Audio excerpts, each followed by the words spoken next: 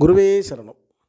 பாலும் தெளிதேனும் பாகும் பருப்பும் இவை நாளும் கலந்துனக்கு நான் தருவேன். கோலம் செய் துங்கக் கரிமுகத்து தூமணியே நீ எனக்கு சங்கத்தமிழ் மூன்றும் தா. குருவே சரணம். தொழில் சமஸ்கிருதத்தில் கர்மம்னு சொல்லுவாங்க. கர்மகாரகன் அப்படிங்கிறது சனி. இந்த சனி தான் நமக்கு செயல்பாட்டுகளுக்கெல்லாம் காரகராக இருக்கார், அதாவது தொழில்காரகனாக இருக்கார்.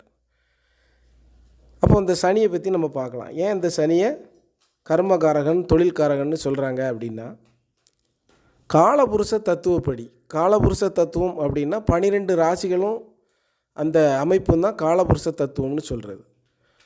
12 ராசிகளில் முதல் ராசி மேஷ ராசி, 10வது ராசி மகர ராசி.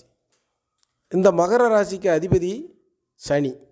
ஆகவே அந்த 10வது ராசி தொழில் ஸ்தானம், அந்த அதிபதியை கர்மஸ்தானாதிபதி, கர்மக்காரகன் அப்படின்னு சொல்கிறாங்க. இந்த சனி சுப வலு பெற்றால் தொழில் நல்லா இருக்கும், வருமானம் நல்லா இருக்கும், நல்ல வேலையாட்கள் அமையும், வேலைக்காரங்களோட இணக்கமாக அந்த முதலாளி, அதாவது அந்த ஜாதகர் இருப்பார். வேலையாட்களின் ஒத்துழைப்பு மிக மிக அருமையாக இருக்கும். ஜாதகரும் முதலாளிங்கிற அந்த கௌரவத்தை விட்டுட்டு, கௌரவம் பார்க்காம இறங்கி வேலை செய்வார். அவங்களோட அந்த வேலைக்காரங்களோட இணக்கமாக இருப்பார். செல்வ வளம் பெருகும். இதுதான் அந்த கர்மகாரகன் அப்படின்னு சொல்லக்கூடிய அந்த சனி வலுவாக இருந்தால், ஒரு ஜாதகத்தில் சனி வலுவாக இருந்தால் அந்த ஜாதகர் இந்த மாதிரியான ஒரு அமைப்போட வாழ்க்கையை வெற்றிகரமாக அந்த தொழிலை நடத்துவார் அப்படிங்கிறத தெரிஞ்சுக்கணும். சரி, இந்த சனி வலுவில்லாமல் இருக்கார் ஒரு ஜாதகத்தில் அப்படின்னா, அந்த ஜாதகருக்கு உழைப்பும் பிழைப்பும் இருக்காதா அப்படின்னா அப்படி இல்லை.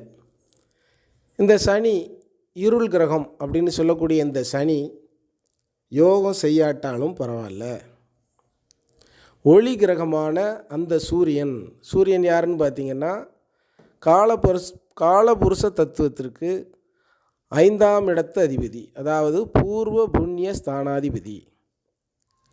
அந்த ஜாதகர் செஞ்ச முன் வினை பயனால், முன் ஜென்மத்தில் அவர் செஞ்ச புண்ணியங்களுக்கு ஏதுவாக நல்ல பலன்களை தரக்கூடியவர் அந்த சூரியன் தான், 5ஆம் இடத்து அதிபதியான அந்த சூரியன்.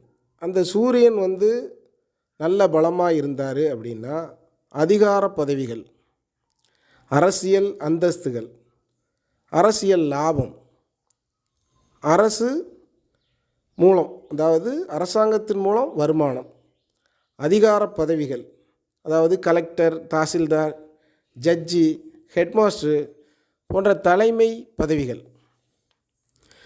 அதுக்கப்புறம் விவசாயம், உற்பத்தி தொழில்கள், தொழிற்சாலைகள், அதன் மூலம் பெருஞ்செல்வம், மிகப்பெரிய யோகமான ஒரு செல்வந்தராக அந்த ஜாதகர் இருப்பார் அப்படிங்கிறத புரிஞ்சுக்கணும். இந்த சனி சூரியன் இரு கிரகங்களும் வலுவாக இருந்தது அப்படின்னா பிரபலமான வியாபாரியாக, புகழ்பெற்ற வியாபாரியாக இருப்பாங்க. அரசு உத்தியோகம் கண்டிப்பாக இருக்கும். அப்படி இல்லைன்னா அரசு அதிகாரி அப்படிங்கிற ஒரு அந்தஸ்து, பெருஞ்செல்வந்தராக கண்டிப்பாக இருப்பார். இருள் கிரகம் சனி, ஒளி கிரகம் சூரியன், இந்த ரெண்டும் வலு இல்லாமல் இருக்குது அப்படின்னா பணம் பொருள் சம்பாதிக்கும் யோகம் இருக்குமா அப்படின்னா இருக்கும். ஏன்னா அடுத்து ஒரு கிரகம் எடுத்துக்கிடுவோம், பாக்கியஸ்தானாதிபதி. அதாவது காலபுருஷ தத்துவத்திற்கு 9ஆம் இடத்துக்கு அதிபதியான அந்த குரு தான் பாக்கியாதிபதி. குரு பார்க்க கோடி புண்ணியம் கிடைக்கும்.